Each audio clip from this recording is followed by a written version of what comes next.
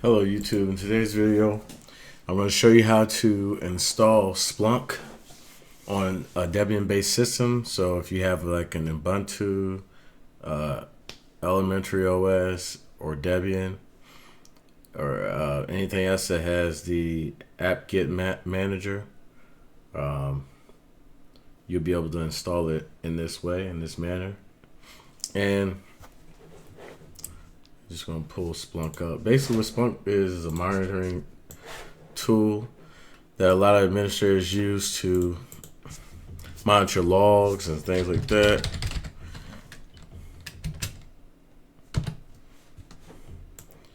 It's actually a pretty cool tool. I used to be a Splunk engineer for a little while. And basically this is Splunk. This is the team, the company that does it and manages it. They have all type of analytical software where you can bring in all types of packages from Cisco, from Linux, from Windows. And they have all these beautiful dashboards you can do. You can do custom dashboards as well. As you can see here, they have IT operations, security. You can see all your threat activity right here, and nice graphs. Everything is colorful, vibrant, very detailed. They have the Internet of Things, minimize unplanned downtime, avoid high costs. And they also have the business analytics, with nice graphs and everything like that. And these are some of the partners and people who use it. And overall, Splunk is really good. Most of the big shops use it. And if I click here, you can see the Y Splunk. And you can come here and watch this video, check it out. And over here in the right hand corner is the free Splunk. Splunk is free up to 500 megabytes per day. And believe me, your logs can eat up some storage quickly and eat up that license quickly. So keep that in mind if you're trying to set up a log, a lab with it, or if you're trying to just play with Splunk. Just keep all that in mind. So let's go ahead and get into the video and move this out the way. And it's pretty straightforward. You're just gonna use the package, sudo dpackage-i for install. And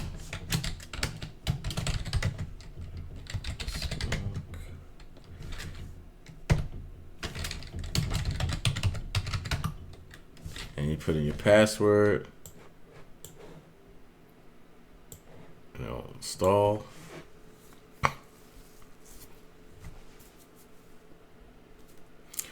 So if you work in an environment and your company or your management is actually looking for somewhere where they can, a nice place where they can aggregate all of the logs for networking devices, servers, Windows, or Linux, like I said before, this is a great thing to recommend and get a quick win if y'all have the budget for it. I do know the licenses can get pretty pricey, or at least I've seen them get pretty pricey. All right.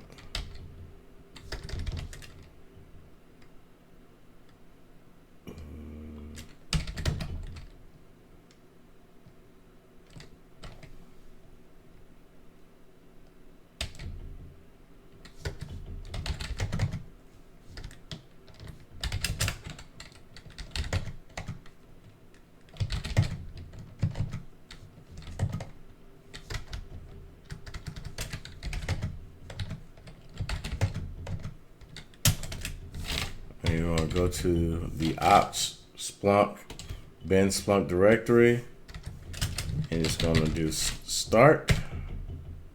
And you're going to, this is the end user license agreement with Splunk. You're going to go through that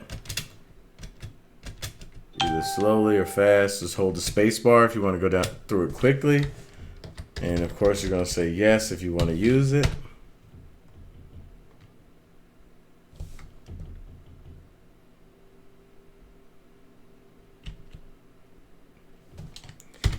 And the elevator privileges on that.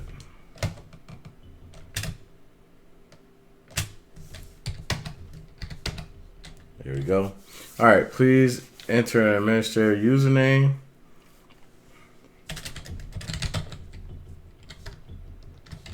I'm just going to put my username.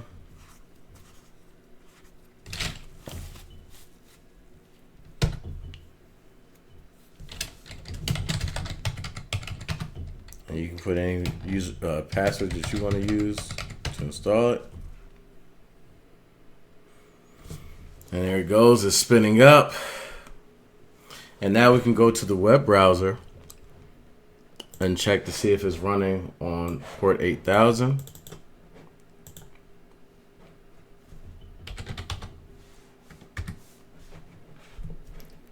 And voila, there you go. We're going to use the account that you created up, that you had created.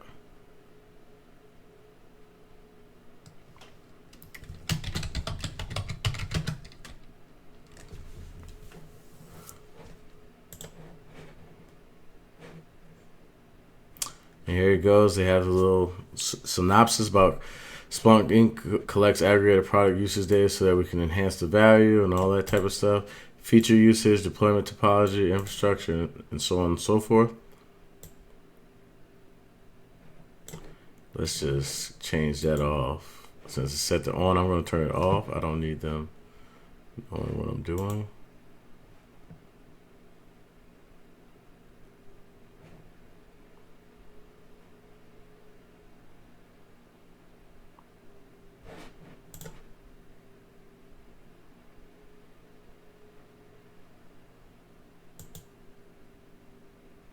It looks like it's disabled so far.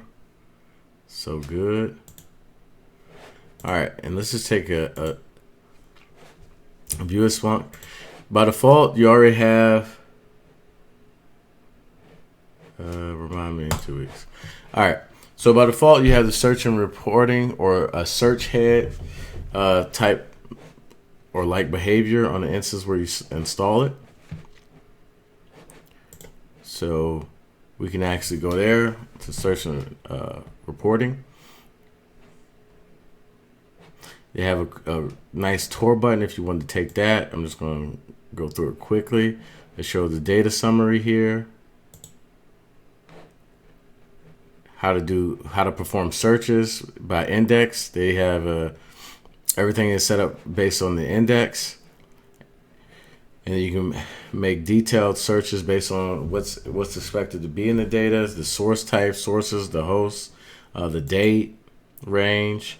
And they show that right here in the search menu all time. They have 30-second windows, 1 minute, today, last 60 minutes, things like that. Now, if you're working on a large search head that has to go through, utilize a lot of indexers, then you're going to have problems if you're trying to search up to the minute or even on the other end of the spectrum, if you're trying to search way back 6 months, it has to go through all that data, even though they have it basically cached in their software. It's still going to take a little bit to return those type of searches, and it's going to have a lot of overhead on your system.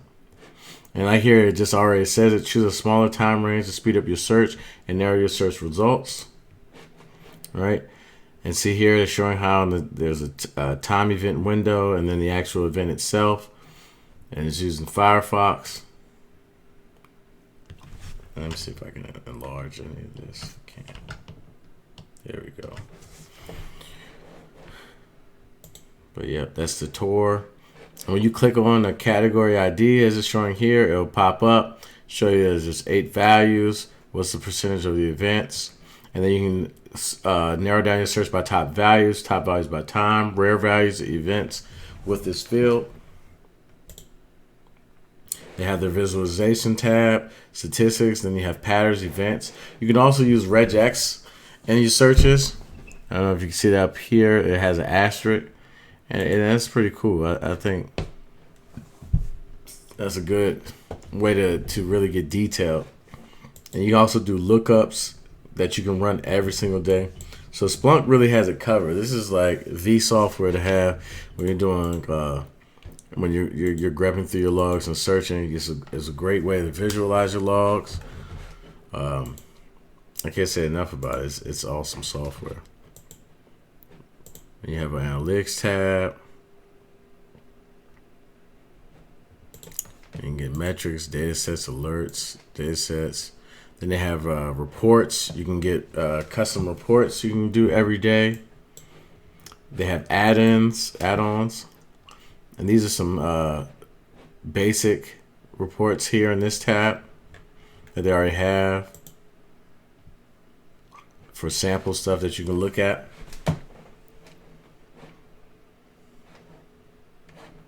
Summarize fields. We say match 100%. Dev1, which is my machine's name.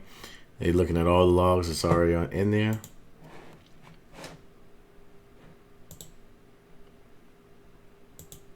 And these are all Splunk related logs. Search and reporting. Let's see if they have.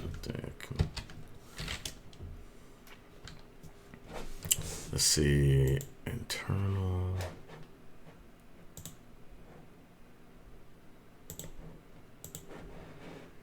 Well, so that's how you would do a search. You would put in your index, put the name of it, and you just say last 60 minutes. You can select on the host. This is my host. The name's right here already. The count is 3,000. If I want to say top values, and they do a pipe right here, top limit equals 20 hosts. So they also give you a nice expression you can use later if you want to use it quickly, or if you want to make up a dashboard, and you can play with these numbers. You can say 30. What's the top 30? And that'll be that. So, but there's only one host, so it's cool.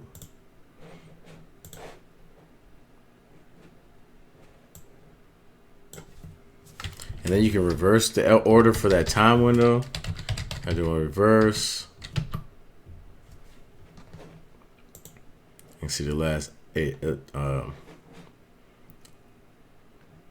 the earliest returns, because I haven't had it up that long. The earliest logging that has taken place. It gives you the file name right here, where the source comes from, and by percentage, breaks it down per percentage and count. The source type, first install, too small. And it says version 8. The event is a version 8.0 event. And you see date and hours, client IP. It's 127, so it's a local host. You can look at rare values as well. Count 832. Statistics. This is the visualization tab. Statistics. Count, total count. Patterns. Search in verbose mode to get there. So now we're in there. We can see all the patterns.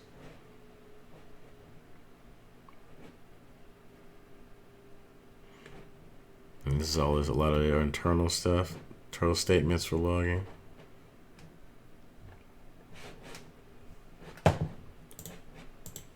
And then this is in settings. This is where you would do a lot of your administrative tasks, things like that. Users and role authentication would take place here. Your tokens, your monitoring console.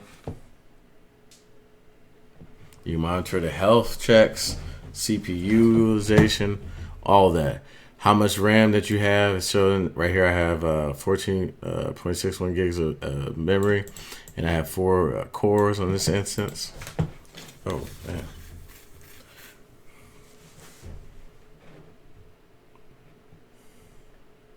And you can actually visualize as it's parsing data and getting data in. And they break it all out right here into a nice visual right here. The indexing rate per source type. I mean, Splunk is nice. I mean, I also tried playing with other things like the elk stack, but it's so hard and difficult to get that up. I will cover that in the future with all the things you have to do to get Elasticsearch, Logstash and Kibana all working together. It's not as simple as Splunk, but it is free and open source, whereas Splunk is going to cost you quite a bit to maintain the licensing for this software. But everything right here is right out the box. When they say COTS, they mean COTS. You can look at your indexes and your volumes. If you had a lot of indexers. And you can see what's using what. This is index usage for per index, what their usage is. You can also set limits. You can see what's sent to frozen storage and what ages out when. And down here they have a synopsis of it too. Data age versus frozen. The first value is based on the age of the oldest event in the index. The second value is derived from the attribute frozen time period in seconds. Index usage, your home path usage, where you have it where the home path is for it to be stored. And then you have your indexes.com. We'll take a look at that real quick. But yeah, it tells you how many gigs I have in total storage, how many events have been tracked, and then the total bucket count right now is only 4 buckets. And you can see them over here. Internal has 2 assigned to it, and audit is 1, and introspection has 1.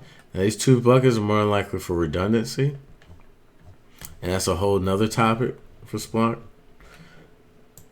I mean, it would take almost 2 months, a while to cover everything, but Splunk is on the money.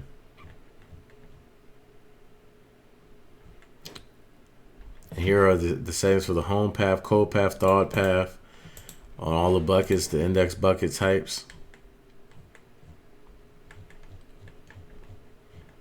And you can read up on that by following this link here. Configure index storage.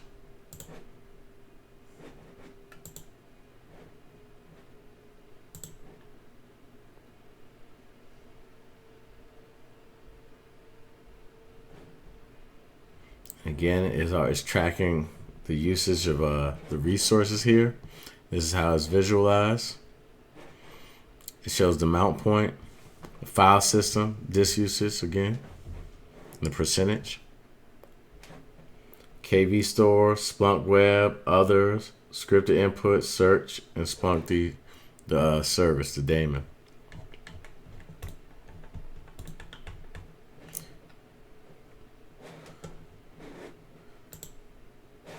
But I think this is a good place to go ahead and stop this one. Comment, subscribe if you want me to drill down into any of the functionalities from Splunk. I can do that in another video.